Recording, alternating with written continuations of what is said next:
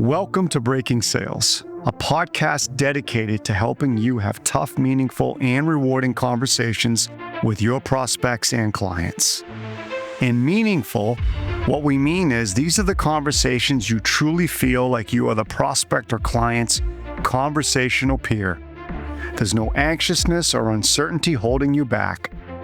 You feel a sense of calm and confidence in asking the tough questions. You're not thrown off by the bad news, and you expect the prospect to think about and invest into the conversation as much as you do.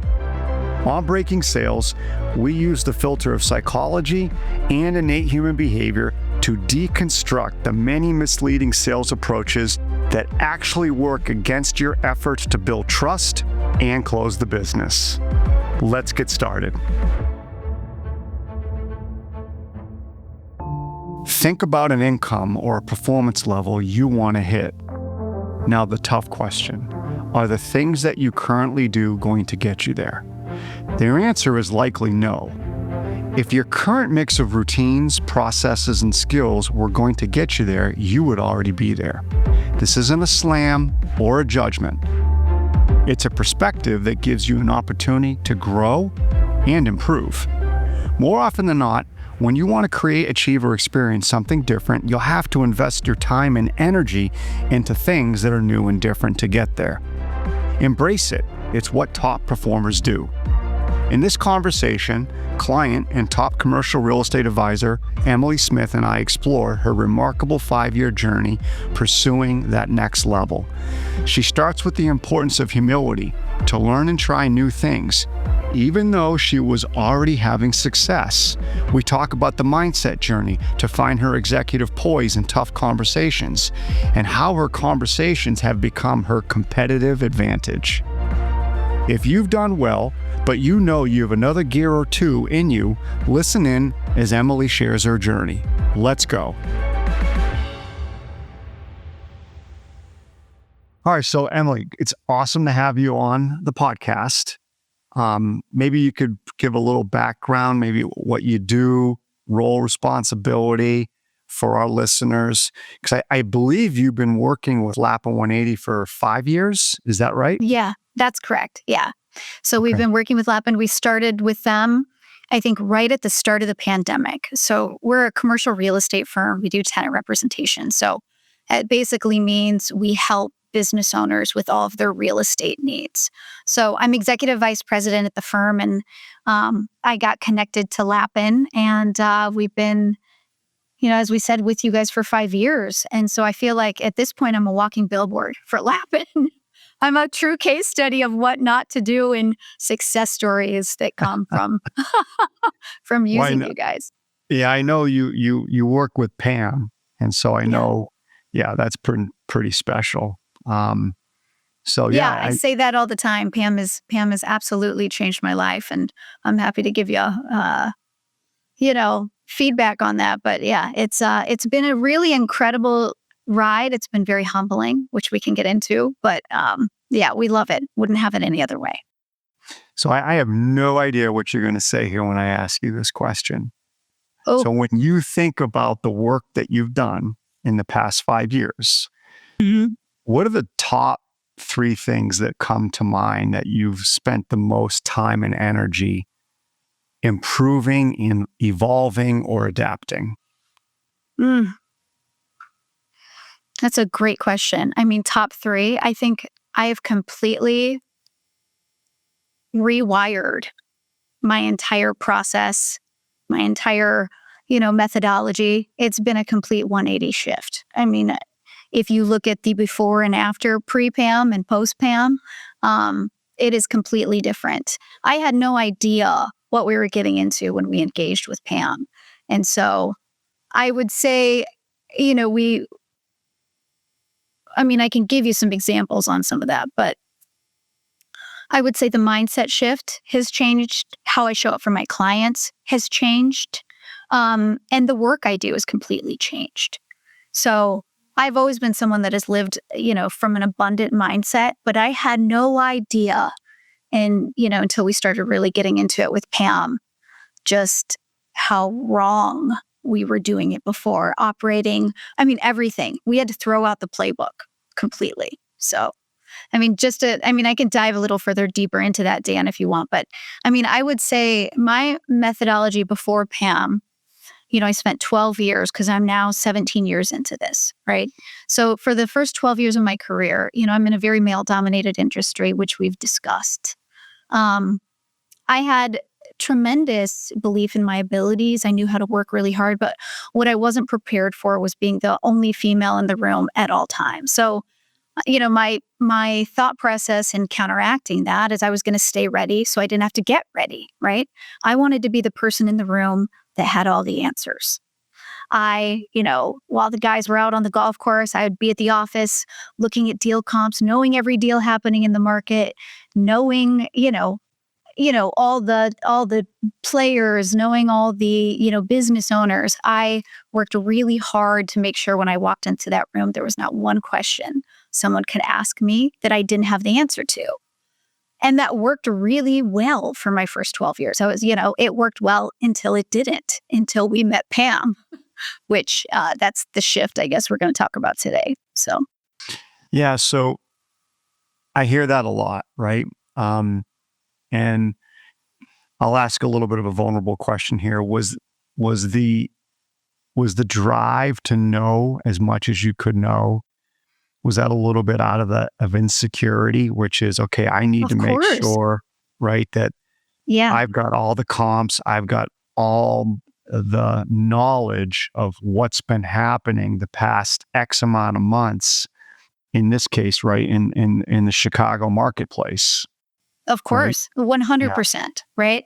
I was going up with, against guys that had done this 25 years, right? If you're going Mhm. to unseat someone from a role, you've got to come in and do it better than they did it, right? So 100%. I think, I hate that word imposter syndrome, but that was my way. Be the best and stay ready so you don't have to get ready was my way to combat that. And I did. I didn't feel it. I had tremendous confidence walking into every room I was in. I just didn't realize until we started diving into it with Pam how much we were working from make it all about bespoke mentality. Every single email, our website, all of our outreach was, we're the best. Why wouldn't you work with us, right? It was all about us to get us in that room. And it came from a really great place. It came from a place of not, it wasn't, for it wasn't all about winning for us. It was really about we knew we could help people and we wanted the opportunity to help them. But what we didn't realize is the way we were going about it was very scarce, very attached, and very low intent. So that was a very, very humbling. So let's flash back, because I've been there. Yeah. I've seen it happen. Many a client and many audiences. Mm-hmm. You're sitting in that first session or two or three with Pam, and she is talking to you about scarcity and attachment and low intent. Yeah. And my gut is, right, you're reflecting back on all of your meetings that you worked so hard to have up to that point, and then you're realizing, oh my, I've had a scarce, attached, and low intent mindset this entire time.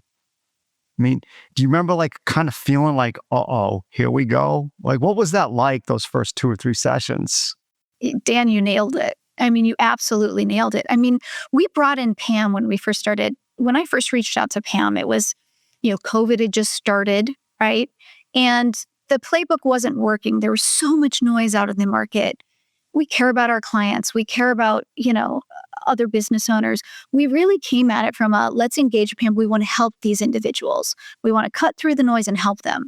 What I didn't realize is how many things we had been doing wrong. And I remember sitting in the conference room. I'm sitting in our conference room today. I remember sitting here, and after Pam had kind of gone over some of this low intent emails, some of these pieces, I remember looking at some of our team members and being like, it was embarrassment. I had no idea we had been doing it wrong for 12 years, and frustration that, all that hard work was for nothing, right? It was all hard work about crafting that perfect email to get us in the door so we could help them, right? And we didn't realize at the time, like the disservice we had been doing, right? And it all came from a great place.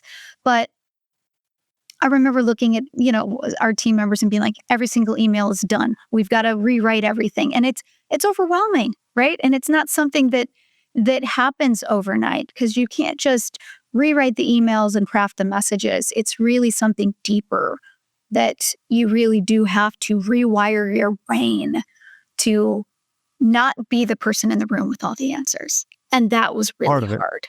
Yeah. Yeah, that's part of it. So when you started going through the Lapa 180 approach, do you remember what your starting point was? Maybe kind of what you were working on first that you gravitated toward?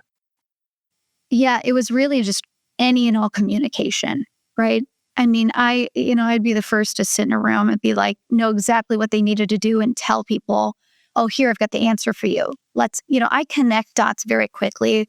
When working with Pan through our 16, PFs, I think it's a 16 PFs. I connect dots very quickly. And oftentimes I wouldn't, slow down to give the client time to get there, to catch up to where I was, because I was 6 steps ahead already. I knew the end solution. So a lot of it was, totally changing any and all communication. And a lot of it, frankly, was mental prep myself.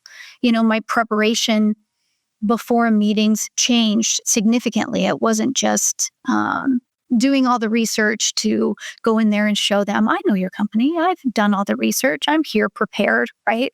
It's a lot of the mindset to go more towards, to really adopt the abundant mindset and give up scarcity completely, to say, I'm not looking for anything from this. I'm really genuinely here to help, and the best way I can show up for them. Yeah. So when you think about that Lapa 180 approach that you just described, okay, I know listeners are going to say, all right, Emily, that's great. But man, I've worked so hard for the meeting. I've worked so hard for this appointment. How can I just show up and tell myself I don't want something out of it when I really do? Like, how would you describe that to them? That Well, challenge of, right, pulling away from that need to want something, even though you worked really hard to get it.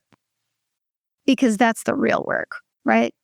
It's Okay. one thing to work to get the meeting. The real work is to show up as your best self, as a neutral person without your own opinions, your own observations, to really help them make the best decision. And I think I adopted it much quicker than some of our other team members, right? I think it's really tough, and we have to be fair, Dan. I mean, it's really tough when you've had success doing something for 12 years and you've been successful, to really be humble, take a step back, and say, okay, I've had this level of success, but could my success be even greater? And could I have better results for my clients if I just really get out of my own way and take this a step further? Because I think really the mindset stuff is always the real work, both personal and professional. That's a really good way to put it. Right? There's the hard work to get the meeting, as you well know, Yeah, right? But then, as you said, the real work starts, though, when you're looking and prepping your mindset so that you can bring that best version of yourself into the conversation, right? Not the version where it's like, man, I hope this goes somewhere. I hope they like me, right? Not the version of, I hope they see and get our value, right? Not that version. That's that needy, exactly. Yes, insecure version. It's the poised version, right? It's the calm version that you got to bring in, right? completely. Calm is such a superpower. I feel like if you can control your mindset and you can find calm, and not the instinct to just, that's the rewiring of the brain I'm talking about, or the deprogramming of all terrible sales advice you've had prior to. It's that is your natural instinct to go back to things that work. And to be perfectly honest, Dan, it's not a linear process. I mean, 5 years in, it can still be work, right? Oh, The yeah. rebound is much quicker, right? And the pulling yourself back is much quicker. But I know those meetings that I've done the mental prep prior to and the meetings that I roll into because we've had a very busy morning and, I had a client emergency come up that I'm dealing with and then I just roll in. It is night and day. It is completely night and day. I have the same experience as you, even to this day, where if I roll in from something, which I really make sure I don't, because I know I won't be at my best, I have to prep. So when you think about your prep, can you just share some of the things that you do now to prep for these conversations with these prospects that you're out, visiting and learning from? Well, first, it's kind of the mental mindset of, everyone tries to run off instinct, right? Or what does your gut tell you? I have shifted that because I used to think my instinct was really good. Right now, I create self talk that I'm talking to myself prior to these meetings because I genuinely, it does come from a place, it's not about winning for me, Dan. It is more about how can I best help these people? And I have to tell myself before I go into these meetings, I'm not looking for anything. This is just an opportunity to get to know them better. And to your point, Dan, this is total Lappin. If it's seeing if I can help them and if I can't, if I can point them in a direction that can, right? It all comes from a good place. And it's not gripping the club so tight every time Mhm. that if this, I'm not looking for anything, I have zero expectations from this meeting. I still do the prep of, understanding the industry. I try to stay ready so you don't have to get ready. That has served me in many ways because I try to stay up on industries. We work with a variety of industries that can change, day to day, their business outlooks. But really just getting curious. I go into these meetings saying, I'm very curious about, a couple things and I don't take best answer, right? I try to dig a little deeper. And at the end of the day, I want to get to know them. So very few of these meetings do I go in even talking about bespoke or even sometimes real estate, right? It is really just an opportunity to get to know them. Oh, I got so many questions on that. So, Sorry. Yeah, no, go it's ahead. great. It's great. So, um, you said something very interesting. I don't or I won't take best answer, right? Something like that. I know what you're saying. Can you share with the listeners what that means to you when you say that to yourself?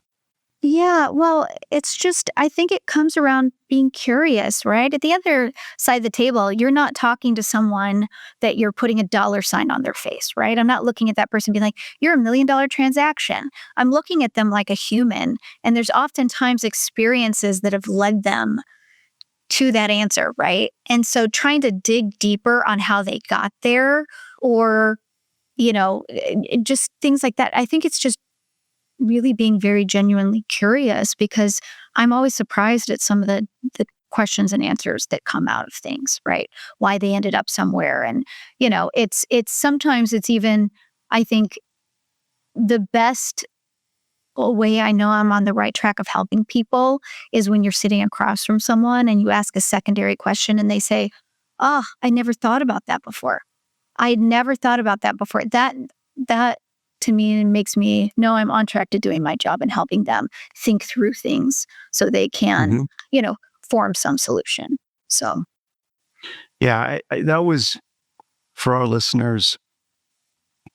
That prospect or client can give you an answer, but it may not be the full answer. totally. And it may not be the answer that's truly going to represent where they are in that moment. They might just be giving you what they feel is the answer because it's scripted. And I like the word that you use, which is you got to stay curious because that first answer may just be the tip of the iceberg, Yeah, absolutely. you know? Absolutely. You did a great podcast, Dan, on silence. That's something I need to improve upon. We're going to work on that in our next PAM session. I don't like the silence, but I do like getting curious and digging down into that. So, see, there's still, even 5 years in, there's still a lot of things I can improve upon. I'm going to get there. Yeah, that silence piece, I think it's something we all have to learn. Um, and I don't know where it comes from. I actually thought about this the other day. I don't know if it comes from our parents, right? Where Mhm. when we did something wrong, we were young and our parents were correcting or scolding or right, doing whatever. Um, Maybe we felt nervousness back then with silence, so we would break the silence. But the point I'm trying to make is that that silence is a very strong way to show, as you know, some of that executive poise. Yeah, absolutely. Absolutely. When you go into a meeting now, do you still find sometimes though that something could be said or you might pick up a demeanor that throws you off and you can feel maybe a little attachment kick in or a little scarcity kick in? Does that ever still happen? Uh, absolutely. Yeah, absolutely. Where I was hoping you were going to say absolutely, but I was trying not to lead you. no, I mean, of course, I think Because at the end of it happens to me too sometimes too, where something will trigger me at the moment and I have to like, okay, wait a minute. totally. That's what I tell, we have a very young team, right? And I tell our guys that all the time that, this is not some mountaintop that you just get there and you sit there when you're the high performer and top producer, right? I mean, they all look at me and put me on some pedestal. But I mean, I think people are very surprised when I tell them I'm 17 years in and I still practice. And I mean, I am a very routine person and practice is part of my routine, right? It's not linear. I think what I tell myself when that happens, it's much easier. It's like a reflex coil now. Like it's much easier for me to pull myself out of that very quickly. Before I could get stuck on that scarcity attachment for days, right? And go down that rabbit hole. Now it's within minutes. And I just tell myself, stop trying to control everything. Stop trying to guide Hmm. them somewhere. This person clearly has something going on. We just had a call with a client that, they were dealing with an issue, right? And, sometimes we're on the receiving end of that issue. And, I stayed very calm in that situation. And my partner, Tyler, said, how could you do that in that moment? How did you stay so calm? And I said, because it's not about us. There are things going on with that person. They are a human being. And, the next call we had with them, then they shared everything going on behind the scenes with their business, et cetera. So sometimes that has very little to do with you. So I think you got to just stop trying to control everything. I think that's where scarcity and attachment comes from. Gripping the club too tight, trying to control, how things are going to go and navigate it. So um, we have very little control over the So, majority of things. we talk about this all the time, and I'm really glad you brought that up. I mean, it is hard to sometimes come to terms with. I think some people come to terms with it easier than others. Hmm. And that is, as you know, there's three things we can control. It's our attitude, which I like to call our mindset, our actions, and our effort. But yet, we're so driven sometimes in sales, right? And passionate that when we get into these meetings, we're trying to mentally control things or verbally control Completely. things that we have absolutely no way to control. But we spend so much energy trying to control, hey, if I ask this question, maybe they'll bring this up. And if they bring this up, maybe I can then show them how we just recently helped the client with that, right? Or, whatever it might be, we spend so much effort on trying to control things we will never control versus what happens if we just let that all go Yep, and completely. take all that effort and just control what we can. Yes, 100%. Pam is really gotten me on this let them kick, which I'm sure you guys have talked about. The Mel Robbins let them, right? We all try so much, both professionally and personally, to control situations. And at the end of the day, all we can control is how we show up, right? And so when I'm scarce and attached, a lot of times I tell myself, all is well. Everything is working out for my higher good. And I don't have to navigate, I don't have to steer this ship, right? I just have to show up as my best self that day. I do a lot of mental prep. Early in the morning, I'm a routine person. It's when I'm off those routines that things start to slide. So I've really committed to that over the last 5 years. It's work, isn't it, though?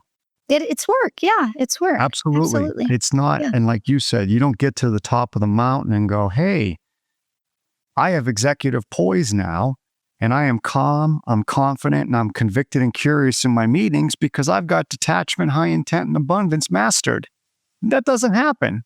It does not happen. And anybody that thinks it does is full of, whatever. But Dan, I've never worked harder in my life, right? Ever. But it is more rewarding work, right? It feels good. I have less burnout. I feel immense gratitude. As much as it was hard adopting and, the Lapin mentality and working with Pam, the initial beginnings, I had immense gratitude that there was someone there showing us the way, right? How lucky are we? And I think, if you can master that, it can be a very rewarding career, but it is always will be work. It doesn't get easier, right? It just becomes less burnout and more execution. As we conclude this episode, I want you to think about and write down what should you be doing new and or different right now. Just write them down. Don't judge, just write. This could be a morning routine that gives you an early win. It could be how you prep for your conversations or how you structure, set up, and feel about your outreach. It could be any number of skills, habits, or processes. Choose one or two to focus on over the next 90 days. See if you can make these new actions a consistent habit. This is where that next level starts. It's one new or different action at a time, one day at a time. As you reflect on the interview, remember what Emily shared. Success isn't about having all the answers before walking into a room with a prospect or a client. It's about making sure you are mentally strong to allow yourself space to be genuinely curious. Invest in the other person, not yourself. Use your detachment to accelerate and deepen the conversation. The path to high performance isn't linear, and even after 17 years, Emily still practices her mindset work daily.